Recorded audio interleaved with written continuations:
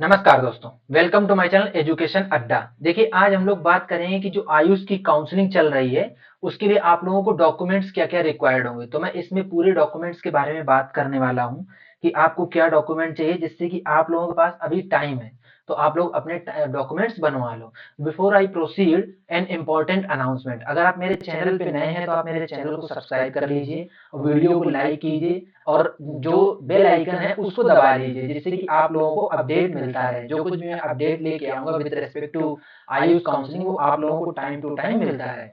तो मैं स्टार्ट कर रहा हूँ। देखो, आयुष की काउंसलिंग जो ऑल इंडिया कोटा की चल रही है, मैं ये चीज यहाँ पे क्लियर कर देना चाहता हूँ कि ये जो काउंसलिंग चल रही है अभी ऑल इंडिया कोटा की चल रही है। तो जो बच्चे ऑल इंडिया कोटा से अप्लाई कर रहे हैं, उनके लिए ये चीज बहुत जरूरी हो जाती है कि उनको कौन कौन से डॉक्यूमेंट चाहिए, वो बहुत जरूरी हो जाते हैं बनवाना। क्योंकि पता चले आपको कॉलेज तो मिल जाए, लेकिन फिर बात ऐसी हो जाए कि अभी आपके पास सारे डॉक्यूमेंट नहीं है, लेकिन जब आप काउंसलिंग करवाने जाओ या फिर जब आप रिपोर्टिंग करने जाओ, तो अभी काउंसलिंग चल रही है, उसके रेस्पेक्ट में मैं आपसे बात करूंगा। तो चलो स्टार्ट करते हैं।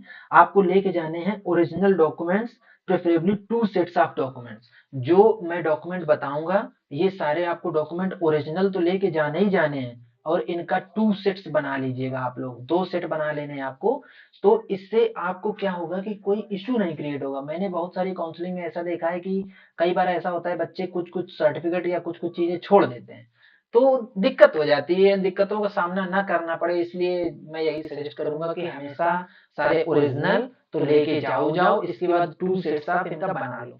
तो मैं बताता हूँ, देखिए 10 सर्टिफिकेट आपको लेके जाना है, 10th का सर्टिफिकेट और 12th का सर्टिफिकेट लेके जाना है। ये ओरिजिनल भी होने चाहिए आपके पास, और इनके 2 सेट्स ऑफ जीरोक्स भी होना चाहिए। क्लियर। इसके बाद आती है बर्थ सर्टिफिकेट। देखिए, बर्थ सर्टिफिकेट ऑप्शनल है। ऑप्शनल कैसे है? जिन बच्चों का डीओबी मेंशन है 10th की सर्टिफिकेट में, उनको बर्थ सर्टिफिकेट नहीं चाहिए। ये जो बर्थ सर्टिफिकेट है उनके लिए नहीं एप्लीकेबल है, जिनका डीओबी ऑलरेडी मेंशन है उसमें।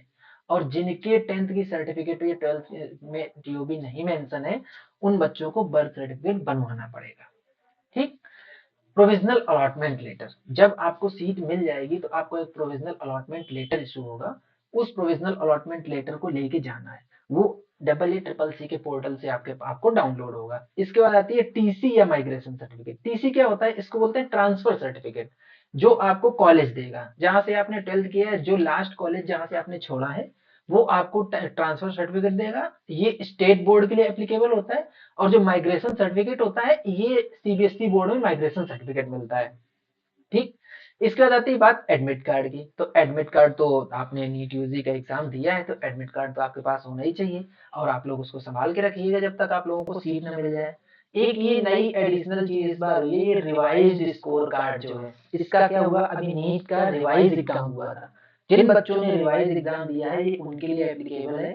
नॉट एप्लीकेबल टू ऑल, सबके लिए नहीं एप्लीकेबल है। इसके बाद बात करते हैं आधार कार्ड या पैन कार्ड। मतलब बेसिकली आपको एक अपना आइडेंटिटी प्रूफ लेके जाना है। आधार कार्ड हो सकता है, पैन कार्ड हो सकता है, वो ड्राइविंग लाइसेंस भी हो सकता है। आप उस ड्राइविंग लाइसेंस लेके जा सकते हो। और इसके साथ साथ आपका वो वोटर आईडी कार्ड हो सकता है, पासपोर्ट हो सकता है। ये आपको बेसिकली आइडेंटिटी प्रूफ, सॉरी, देना है जाके वहां पे। इसके बाद आती है बात आपकी डिसेबिलिटी सर्टिफिकेट। जो बच्चे डिसेबिलिटी सर्टिफिकेट लगा रहे हैं, उनको एक प्रेस्क्राइब्ड फॉर्मेट दिया हुआ है, ऑलरेडी EECC ने जारी कर दिया है। जो इनका पूरा ब्रोचर है वो आप देख लीजिएगा। आपको नहीं मिलता, आप मेरे से कांटेक्ट कीजिए, मैं आपको वो प्रोवाइड कर दूंगा। डिसेबिलिटी सर्टिफिकेट का क्या फॉर्मेट रहने वाला है, और वो डिसेबिलिटी सर्टिफिकेट कहाँ से बनेगा, ये चीज भी क्लियर हो गई है। इसमें पूरा लिस्ट दी है कि आपको कहाँ से बनवाना है। तो डिसेबिलिटी सर्टिफिकेट, जो बच्चे डिसेबिलिटी कोटा ले रहे हैं, वो लोग इस चीज का विशेष ध्यान रख के चलें। एक पासपोर्ट साइज फोटो, प्रेफरेबली जो आपने अपने एप्लीकेशन फॉर्म में लगाई थी, उन्हीं को लगा लेके जाना आप लोग। इस एक पासपोर्ट साइज फोटो, उससे क्या होगा कि आप वो मैच करना इजी हो जाता है। जो फोटोज आपने लगाई, अगर वही फोटो आप लेके जा रहे हो, तो आपके लिए मैच करना बहुत, जो काउंसलिंग अथॉरिटी है या जो इन लोगों के लिए मैच करना इजी हो जाएगा, तो आपका काम उसमें कम हो जाता है। इसके बाद बात करते हैं अभी medical fitness certificate. Medical fitness certificate आप लोग बनवा लेना, सब लोग, सबको पता है, आप लोग मेडिकल के कैंडिडेट हैं, तो मेडिकल फिटनेस सर्टिफिकेट के बारे में तो आप लोगों को अच्छे से आइडिया होगा ही। SC ST सर्टिफिकेट, जो SC ST कोटा के रिजर्वेशन ले रहे हैं, उनको SC ST सर्टिफिकेट लेके जाना है। और वो SC ST सर्टिफिकेट जो है वो इंग्लिश या हिंदी में होगा। सब कास्ट उसमें मेंशन होनी चाहिए, और वो जो सेंट्रल गवर्नमेंट में एप्लीकेबल है वो सब कास्ट, वो आपको लेके मतलब उसमें मेंशन होना चाहिए, वो लेके जाना है सेंट्रल गवर्नमेंट का। Then comes to EWS certificate. अब आपको ईडब्ल्यूएस लेके जाना है, जो जनरल ईडब्ल्यूएस का कोटा ले रहे हैं बच्चे, उनको ईडब्ल्यूएस सर्टिफिकेट लेके जाना है। ईडब्ल्यूएस सर्टिफिकेट दो तरीके का बनता है, एक बनता है स्टेट लेवल का, एक बनता है सेंट्रल लेवल का। तो आप लोग क्या है, ऑल इंडिया कोटा में बैठ रहे हो, तो आपको सेंट्रल लेवल का लेके जाना है। स्टेट लेवल का सर्टिफिकेट आपका नहीं चलेगा वहां पे। ईडब्ल्यू सर्टिफिकेट भी सेंट्रल लेवल का होना चाहिए। इसके बाद ओबीसी सर्टिफिकेट की बात आती है, तो जो आपको ओबीसी सर्टिफिकेट लेके जाना है वो नॉन क्रीमी लेयर का होना चाहिए, तभी आपको इन चीजों का बेनिफिट मिल पाएगा। और एक चीज, जो ओबीसी सर्टिफिकेट इशू होना चाहिए वो 1 अप्रैल के बाद का इशू होना चाहिए, ये चीज ध्यान रखना। मैं तो सजेस्ट करूंगा कि आप लोग ईडब्ल्यू सर्टिफिकेट जो बनवाओ वो भी 1 अप्रैल के बाद का बनवा लो। इससे क्या होता है कि जब आप काउंसलिंग कराने जाओगे तो काउंसलिंग अथॉरिटी आपके ऊपर कोई उंगली नहीं उठा पाएंगी।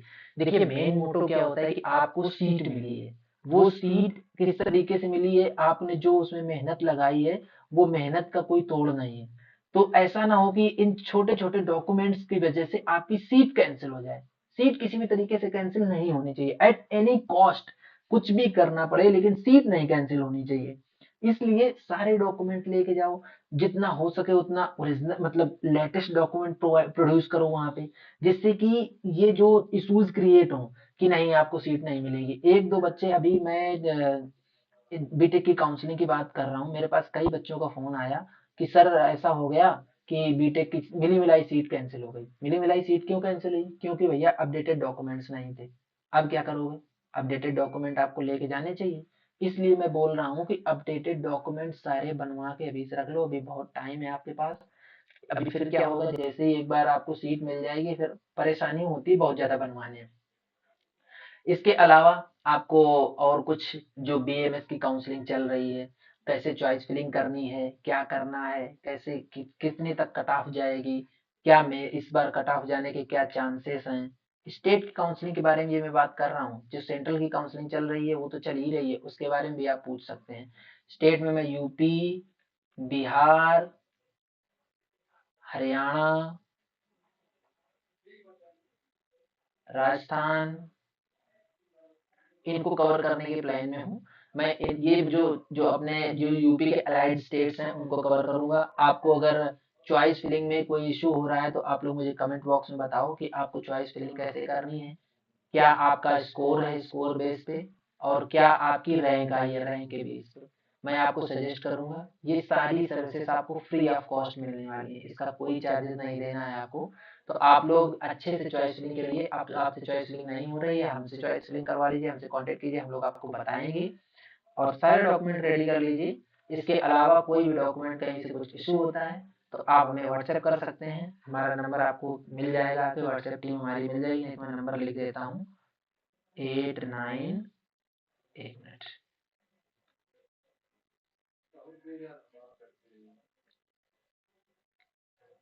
8925130473। इस नंबर पे आप व्हाट्सएप कर सकते हैं। जो कुछ भी क्वेरी है आपकी क्वेरी सारी सॉल्व करी जाएगी। तो चलो इस वीडियो को यहीं तक रखते हैं, मिलेंगे नेक्स्ट वीडियो में, तब तक के लिए टाटा बाय बाय, जय हिंद।